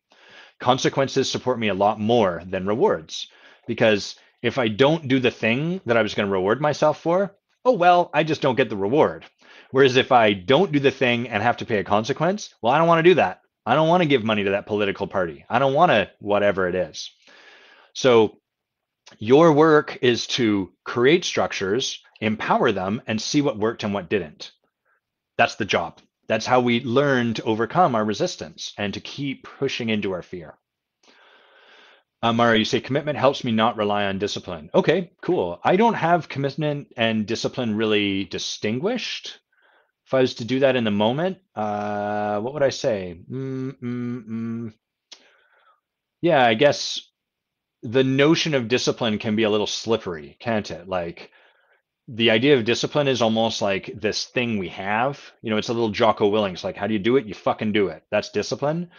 And commitment is more declarative, I say. It's something I've declared I will do X by Y, or I will do X every day at this time. It's a declaration I've made. And then I choose from my commitment. And so I guess to your point, yeah, I don't really need discipline because I'm going to do it whether I showed up or not. Kelby, you say, when I have so many different things I'm up to, how do I fit them all in a week or a month? I've been getting coached on this lately because so the first thing I want to create here is a distinction about leadership, which is the more you step into leadership, the more you're owning. So initially, when I first started this work, I was predominantly owning a one-on-one coaching practice. And then I was owning a one-on-one coaching practice and leading a coach training program. And then I was owning all of those and running a group program and blah, blah, blah. And so these days, there's all this stuff I'm owning. That does not mean I'm doing all of it. So part of being a leader is causing stuff as opposed to doing stuff. And this is the first place people bump into this distinction is when they shift from being an engineer of whatever sort, or like, the mechanic, the person on the tools, to being a manager. Because what they knew to do to generate results was to do it themselves. And so you get these managers who either micromanage or just won't let go of things and keep doing it themselves and then are exhausted because they're trying to do the work of 3 people now rather than causing the work of 3 people. So that's the first thing. In groups like the Forge, we have a leadership team. And our job is Bay and Mai's job is to do less and cause the leadership to create more of that. And we still do stuff, but our job is to cause our leadership team to show up in such a way that generates what we're committed to generating. We do that with conversations, coaching them, supporting them, blah, blah, blah. The E-Myth. Not a big fan of that book, but yes, Evan, that totally, working was his distinction, working on your business rather than working in your business, I think. So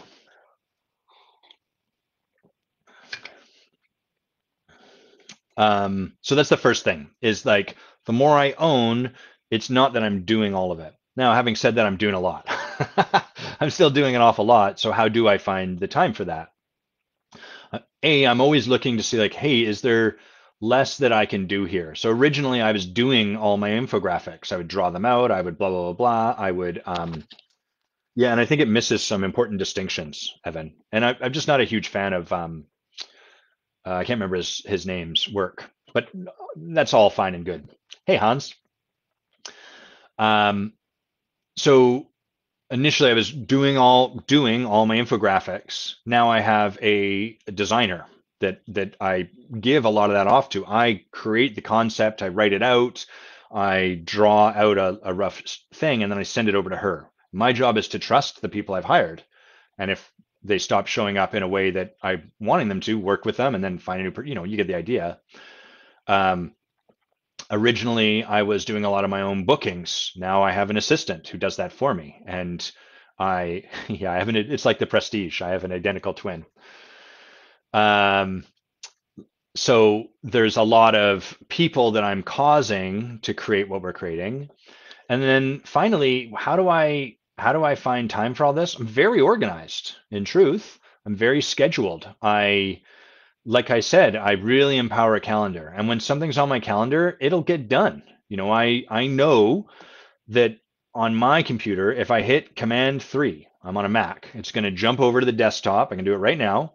And it shows me this week, and it says that I can do this live for like a little while longer. And then I'm going to have a call with Andrew. And then after that, I'm going to do this. And so those things on my calendar are reliable. And what that provides me is it helps me get out of the magical thinking that can be a little bit characteristic of my Enneagram type. The Enneagram type 7, the adventurer, the eternal child, we're called. We do what's called creating time in our mind. We expand time. And so we have a lot of ambition and we're like, I could do this and I could do that and I could do this. But then we constantly are dropping commitments because we can expand time. We're like, I've got all the time in the world. I'm going to yes to all this. And then we find out in the real world that's not the case. And so when I put this in my calendar, it forces me to um, confront, I guess, relegate. No, that's not the right word. Reconcile. It forces me to reconcile with reality. I'm like, okay, I can put an hour in my book, but then I'm not going to be able to do that. And then that's going to take away from that. So how much time am I going to put to this? And so there is something beautiful about structure. And I want to say that initially, in my earliest days of my life, I was a project manager and I was obsessed with time management and everything fit into little neat boxes. And then I was a lawyer and I was even more obsessed with time management. And to get to where I am today, initially time was very linear and scarce for me. And then the next breakthrough was dropping all of that, letting go of scheduling stuff almost entirely and living in a world that was free of like doing that. I had to create some breakdowns. I had to move past that. And only once I'd learned to sort of live without scheduling everything to the nth degree could I then come to the place where I could start to choose it rather than it being automatic. So how that looks is like on days like this, I'm like, okay, I'm scheduling this, I'm scheduling that, and then the rest of the day is going to be free. So when people these days say, hey, during my month off, they're like, hey, can we chat? I'm like, totally. I'm not scheduling a damn thing though. So reach out to me on whatever day you want and we'll find a time that works then. So that's how, these days there's a bit of a transcendence there in that breakthrough for me, where it's not that I have to schedule everything, but I'm also clear that for some things I really choose to schedule them because that's how they happen. And if I notice something's not happening for me, like if I've got something on my to-do list that just doesn't happen, then usually the first thing is, okay, put it in the calendar, Adam. This is also a really big thing for when new coaches are starting out and they're concerned because they're like, I don't have time for all these calls. The question I ask them is like, well, if you got a client, would you have time for them? And if they're like, no, well, great, then you're full. You've got to move some stuff around or you can't really take clients. So that's going to be a problem if you're trying to build a practice. So you need to create some time somewhere. But if the answer is yes, well, great, then schedule this time for prospecting or connecting with people or supporting them or having free sample sessions or whatever. Schedule this where you would fit that client. So what we're doing is we're creating our time. We're saying this block of time is going to be devoted to my work as coach, be it creating clients, be it coaching clients, be it being in connection with people, any of the stuff that develops me as coach and builds business as coach. That's where that time is. I'll show you. I did this recently because I brought to my coach, I was like, oh my God, I've got so many things to do right now. I'm feeling really quite overwhelmed with it. And I've got a pretty good head, I'm pretty good at holding a lot of stuff, but it was getting to the point where I was like, I feel like I'm a bit reactive and I don't really know I don't have a heads up display. Like what is going on that I need to put my time to? And I was noticing that from that, what was happening was I was just answering email and Facebook. That was kind of like, I know I need to do something. I'm not sure what it is. So answer emails or respond to Facebook messages. So what I created was I downloaded Todoist. I'll show you what I've created. And I got this little stand for my, oh, that's a crappy image there. But I have a to-do list now that just faces me. So you can see that stand there. And I got the wooden paneling for my iPad because I think that looks nicer.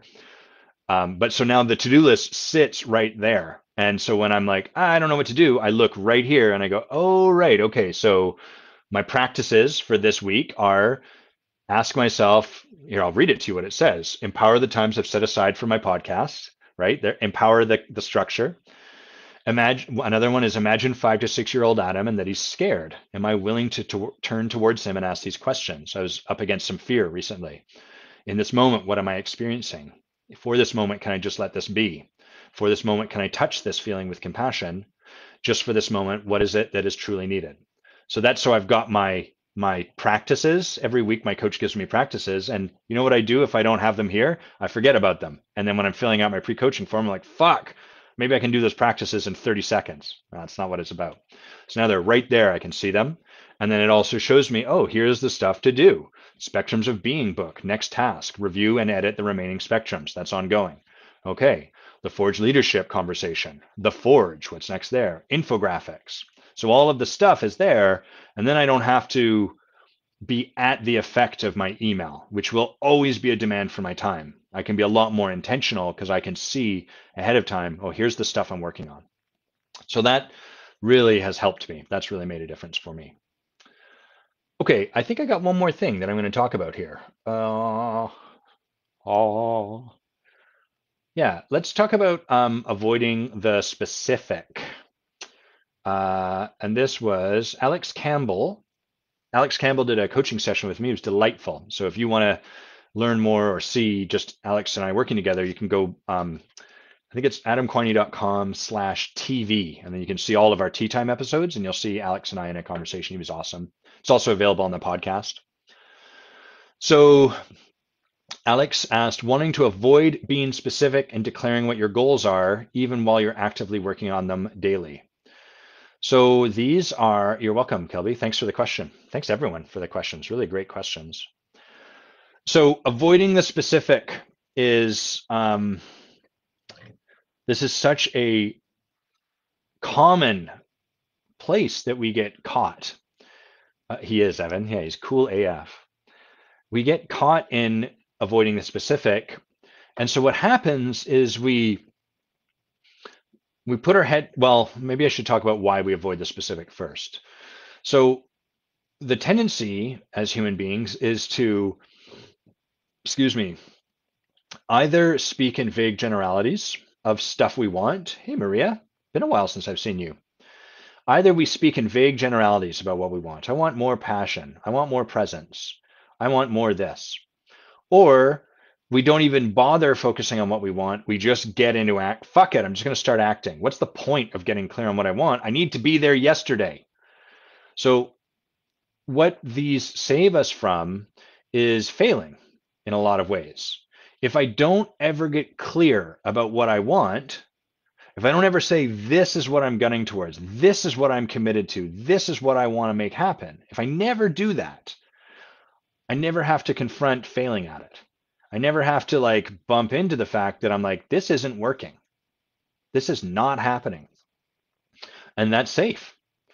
That allows me to avoid the fear that I have of giving it my best and failing. So we have a whole bunch of these strategies to avoid failure. One is, fine, I'm scared of failing, but I'll fail on my own terms. Seth Godin calls this failure porn.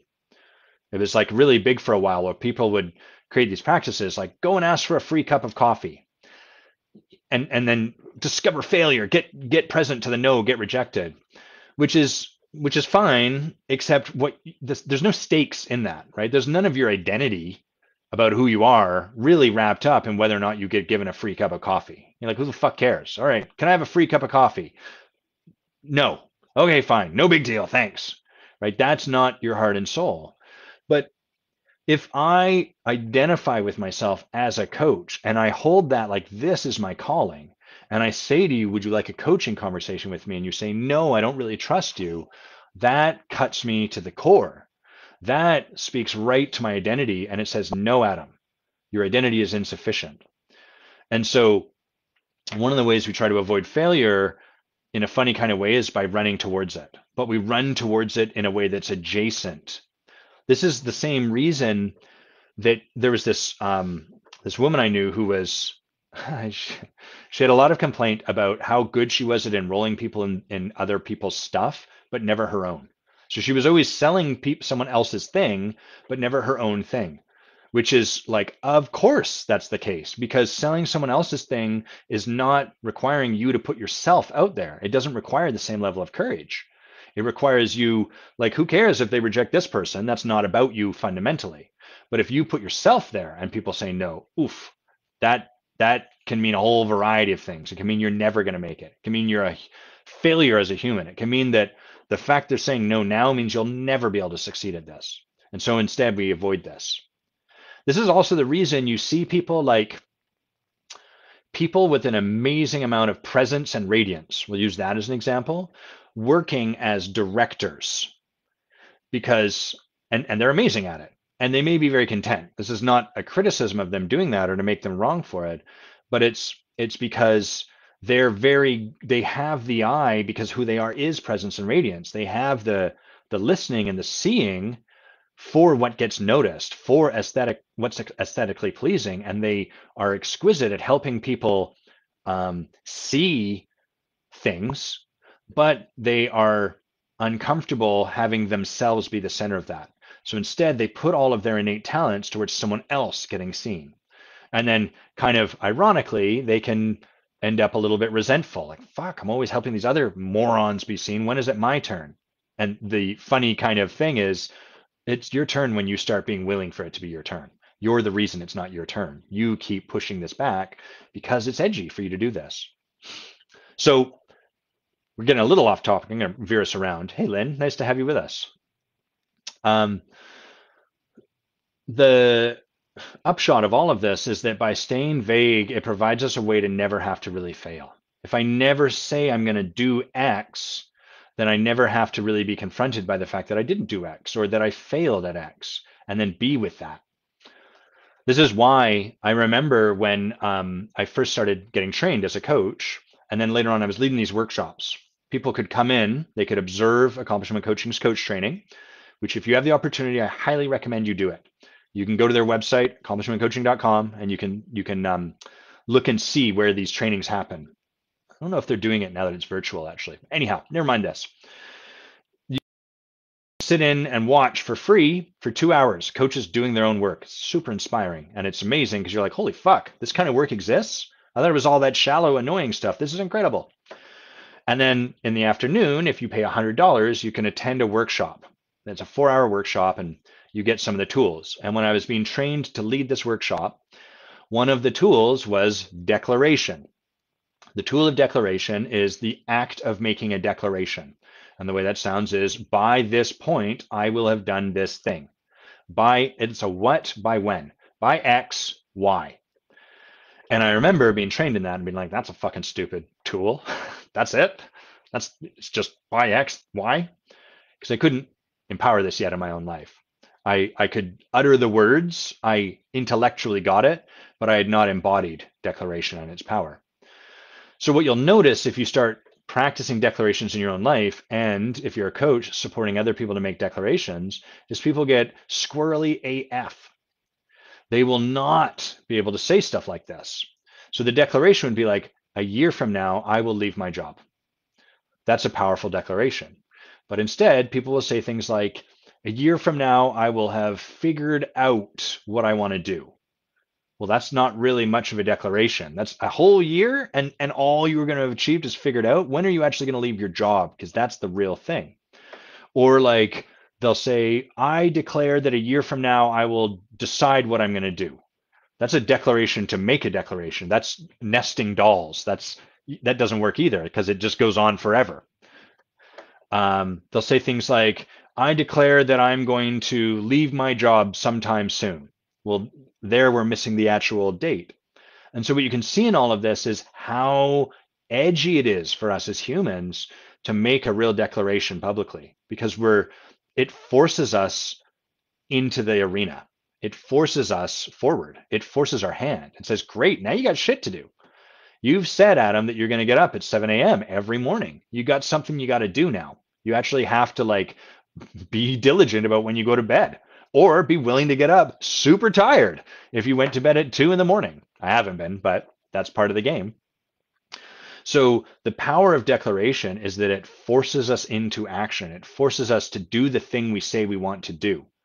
And not surprisingly, that's also why we resist the crap out of it, is because it means that we're going to then have to take the action we're scared to take, rather than endlessly and continually talking about the action that we have to take and about the thing that we say we want. It's a lot safer to talk about what we want and to say we want it, and to get sort of like, can you coach me around why I'm afraid? Well, what about if we just had you take the action? Because that's what's going to really move your life forward. So avoiding being specific and declaring something while continuing to work on it, because this is the heart of what Alex is asking about, like being in action while still avoiding the declaration, that is a form of safety. The way that one is working is, I'm not going to declare what this is, I'm just going to work towards it. And then I'll get there and I'll be like, look what I did. But that's not how leaders work. Gandhi doesn't, under the cover of darkness, do all this work to try to get people to try to get England out of India and then be like, look what we achieved. That's not how it works. And Martin Luther King didn't stand up and say, I had a dream and now it's resolved. A leader works through their declaration. Their declaration is what draws people towards them like a lightning rod. It's the declaration is when the commitment starts, and not before. So all of that work, no matter how earnest it is, absent a declaration, is lacking the commitment. It's the declaration that calls us forward, that causes us, that forces our hand. That's scary. And so that's why we avoid it. Maria, you say, when you're not clear on exactly what you want to do or achieve, you're giving yourself permission to fail, an end of sitting on the sideline. Yeah. It gives us an out. Declarations take away those outs. They force our hand. They're an incredibly powerful tool. And it's so fun these days to just, to ask someone like, what's your declaration? And then to watch the squirminess and just be like, see, there's fear showing up. You say you want it, but you're not willing to actually speak it into existence. Okay, let me just see if there's anything. I'm going to scan through these comments, see what might be here. Oh, Sherifat, you said something. You've been on this journey of finding out who you really are, but it gets so disturbing that it affects all your life. For example, when you are playing a game, your mind will be like, no, you should be researching who you are, thereby disturbing you and having you on other stuff. Does this mean discipline or commitment? Well, I don't know if it means discipline or commitment. The antidote, I would say, to what you're talking about here would be like, what are you committed to? And again, a declaration. So like Steve Chandler, an amazing coach and a man who's written amazing books, and I highly recommend his work. My favorite is Wealth Warrior, which is on the shelf right there, right about there, and it's got a ton of tabs on the spine. He sent out a message just recently saying, there's always a path. Someone was saying, what about when I get distracted by other stuff and I don't do the thing I want? And he said, well, the truth is there's always a path. And whether you're on the path or not, the path is always there. And it doesn't care if you're on the path or not. There's a path towards the thing you say you want. And when you get off the path will be waiting. And you can, hey, Jay, nice to have you with us, man. You can spend as much time as you want. And on some level, at some point, you're going to realize you're off the path. And then the option is to choose back onto the path. So I love that. And I think what helps clarify the path for us is a declaration. When we say, I commit to X by Y, this is what I'm going to do, it makes it really clear when you're on the path or when you're not. Because you get to ask this simple question, is what I'm doing moving me towards what I say I'm committed to creating? It's that simple. And if not, great, what do I have to do? What is there for me to get back to? So Sherifat, it depends what your commitment is. If your commitment is like, I want to find out who I really am, you might get clear on like a declaration for yourself. if you were using it through this book, then you might say, okay, by this date, I'm going to have chosen 5 qualities of being that I will sort of hold, at least for the near future, as who I am in the world, what I bring into the world. And then you would have like, hey, you got to do some reading, you got to ask some questions, you got to do some stuff. And there's a point where you have to make a decision. That's the beautiful thing about a declaration like this, because you'd be like, but there's always more work I could do. I could research more. Yeah, and you're going to have to make a decision. So you're putting an end to the amount of research you can do through that approach. If your path, if the commitment was like, I am committed to creating a client, well, does researching who you are serve that? Is it getting you further or not? Is it moving you towards a thing or not? And if you're not sure, you'll find out over time because you have a declaration and you're going to get closer and closer to that date and you're going to be able to see, am I actually getting closer to the thing? Am I talking to more people or less? Is this moving me towards it or is it distracting me from it? Again, that's the power of a declaration. Damn good tool. Amy, you say that's giving yourself infinite time to make the change. Yes. Declare is actually doing it by ready or not. Yeah, exactly. I'm going to do this whether or not I'm ready. It's taking readiness or how we feel, it's taking all of that off the table. Those are all exit strategies. They're exit ramps from our commitment. The declaration says, no, one way or the other, this is going to be here. When people want to start creating more content, we have them create one of the things we work on a little bit in the Creating Clients course is content. And when people want to create more content, we have them make a declaration. Great. What is your declaration? They're like, I want to write more. Great. How much? How often? When will you publish? And that gives them a thing to hold themselves accountable to. We don't like that because we tend to have learned that being held accountable means we're made wrong.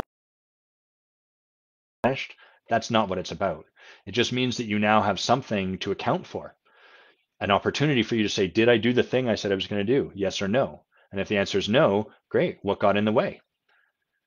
What did I let stop me? And what do I need to set up? What structure might support me in being a yes next time this comes around and the same resistance shows up? And that's how we grow. That's how we become people who are accountable, is by learning ourselves to account for what's happening and then to really ask the questions that would have us show up differently if that's how we want to show up. Okay. I want to plug a few things that you should check out, and then I'm gonna wind down. So definitely check out John Livesay's work. He is an amazing human being, just a man with a tremendous heart, and he's just really cool guy, fun to follow. I know John. You might have seen Ken earlier on, just popped in from Dubai. And I met both John and Ken through a group that Ken runs called Metal. A couple of people that I'm going to actually plug a few people here. So Ken Rutkowski and John Livesay are both just up to incredible things. Ken runs this incredible brotherhood of men called Metal, Media, Entertainment, Technology, Arts, and Leadership. And I've met some tremendous people through that group.